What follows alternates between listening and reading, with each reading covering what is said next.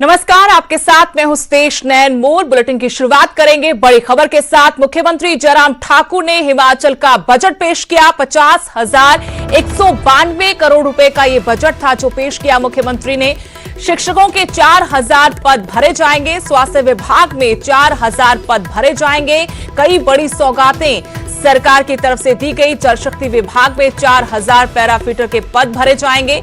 महिला police constable के 25% पद होंगे। आशा वर्कर के मानदेय में 750 रुपए की बढ़ोतरी करने का प्रावधान भी रखा गया है।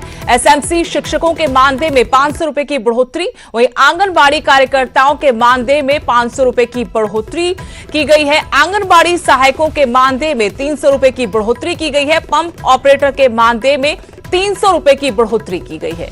नंबरदारों के मानदेय में 300 रुपए की बढ़ोतरी हुई है। वहीं तो मिड डे मील कर्मियों का मानदेय भी बढ़ाया गया, 300 रुपए ये मानदेय बढ़ाया गया है। पंचायत चौकीदारों के मानदेय में भी 300 रुपए की बढ़ोतरी की गई है। मुख्यमंत्री जयराम ठाकुर ने अपना चौथा बजट पेश किया है। इस वक्त हमारे साथ है, बातचीत करते हैं। सर, किन विषयों को जो है, किन वर्गों को आपने जो है इसमें ज्यादा ध्यान दिया है इस बजट में? देखिए, सबसे बड़ी बात तो एक तो ये डेवलपमेंट ओरिएंटेड ये बजट हमने प्रस्तुत किया है। आपदा होने के बावजूद भी, इकोनॉमी प्रभावित होने के बावजूद भी हमने हिमाचल प्रदेश में इंफ्रास्ट्रक्चर पर भी फोकस होकर के काम करके डेवलपमेंट के उसको बढ़ाने के लिए प्रयत्न किया है। और दूसरा, रोजगार के साधन ज़्यादा से ज़्यादा नौजवानों को उपलब्ध कराएं, उस दृष्टि से हमने 30,000 जो नौकरियों का जिक्र किया है, वो भी एक बड़ा पोर्शन इस बजट का है, इम्पॉर्टेंट पार्ट है।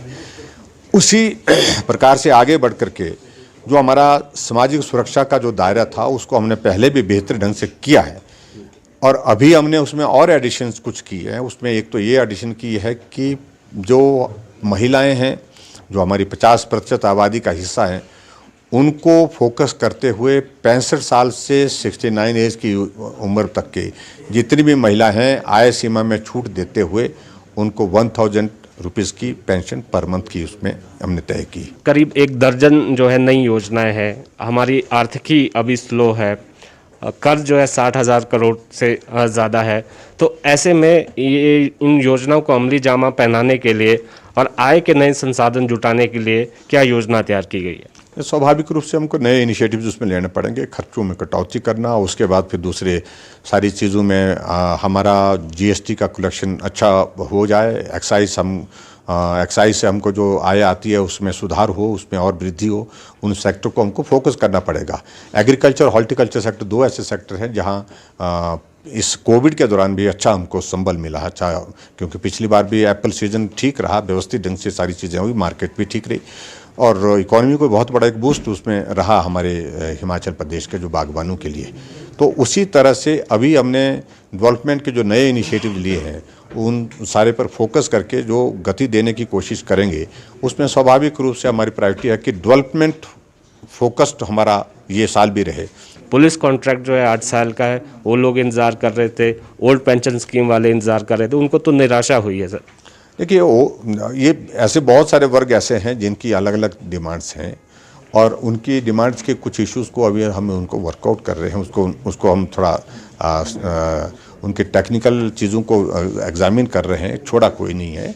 और मैं इस बात को सुनिश्चित हम करेंगे आने वाले समय में, जो भी इस तरह के इश्यूज़ हैं कैटेगरी वाइज हम उनके साथ बैठेंगे। और ऐसा नहीं है कि बजट ही एक माध्यम होता है, सरकार है, गवर्नमेंट है और गवर्नमेंट कभी भी किसी विषय को लेकर के निर्णय कर सकती है। शुक्रिया हमसे बात करने के लिए। तो यहाँ पर मुख्यमंत्री जयराम ठाकुर ने कहा है कि आर्थिकी जो है पटरी पर आएगी। अलग अलग जो है कार्य जो है सरकार को करने हैं, जो योजनाएं शुरू की गई हैं उनको अमली जामा किस तरह से पहनाना है, उस पर जो है काम किया जाएगा।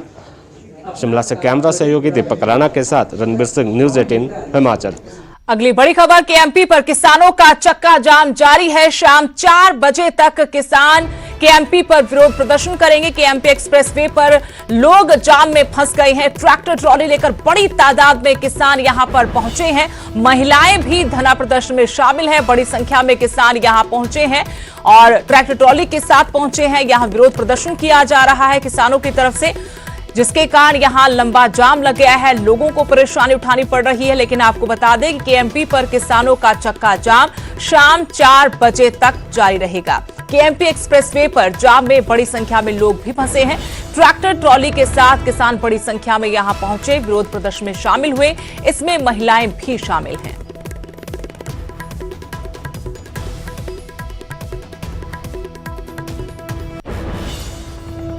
संयुक्त किसान मोर्चा ने आह्वान किया था कि आज केएमपी एक्सप्रेसवे को 5 घंटे के लिए जाम किया जाएगा। उसी के तहत मेरे पीछे आप तस्वीरें देख सकते हैं, जहां हजारों की संख्या में किसान पहुंच चुके हैं और किसानों ने केएमपी पर जाम लगा दिया है। वहीं एक तस्वीर और सामने है कि अन्नदाता जिस अन्न की लड़ाई यहां लड़ रहा है वो आप देख सकते हैं। मैं चाहूंगा कि नजदीक से दिखाएं कि अन्नदाता खाना खा रहा है। आप देख सकते हैं कि रोटियां हाथों में है और खाना भी यहाँ पर किसान जो अन्नदाता कहा जाता है वो यहीं पर केएमपी के ऊपर आ चुका है।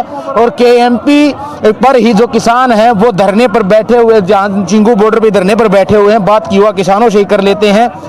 इसी अन्न की लड़ाई है, अन्नदाता आप खुद हैं, तो क्या कुछ कहेंगे? आज 100 दिन पूरे हो चुके हैं और आज के आगे की तैयारियां क्या है?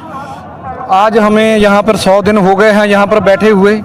इसी अन्न की लड़ाई है जो पूरे हिंदुस्तान का बच्चा अपने घर में बैठ के खाता है। हम वो अन्न पर रोडों पर, सड़क पर बैठकर खाते हैं, खा रहे हैं। इतना मजबूर कर दिया हमें मोदी सरकार ने। हमारा ये एजेंडा नहीं है कि हम जनता को, ट्रैफिक को परेशान करें। हमारा ये एजेंडा है जो तीनों कानून है वापस लें। जब जिस चीज़ से हमें फ़ायदा ही नहीं है, मैं आपसे पूछ रहा हूँ, मैं आपको जिस चीज़ से फायदा होगा आपके नहीं होगा, क्यों जबरदस्ती मेरे को दे रहे हैं? तो लगातार मैं आपको तस्वीरें दिखाना चाहूँगा। फिलहाल जो है खाना ऊपर केएमपी पर ही आ चुका है और जो किसान हैं वो फिलहाल अब यहाँ पर खाना खा रहे हैं।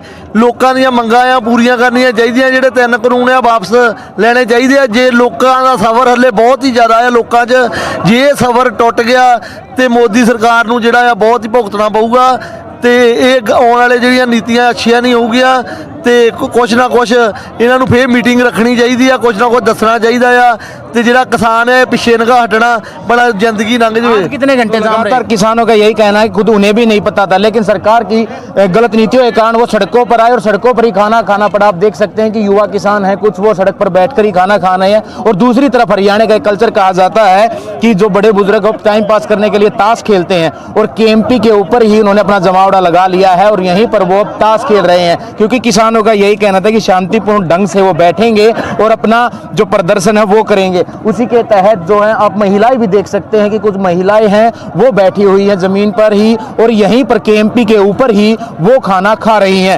कहीं ना कहीं जो किसान हैं उनका अब यही कहना है कि सरकार जल्द से जल्द बातचीत करके कोई ना कोई समाधान निकाले ताकि जो किसान हैं वो आगे कोई कदम जो रणनीति है वो बनाए। वहीं किसानों की मांग वही है कि जब तक तीनों कृषि कानून रद्द नहीं होंगे वो अपने घर वापस नहीं जाएंगे, चाहे समय कितना भी लग जाए। सोनीपत से नितिन अंतिल, न्यूज़ 18।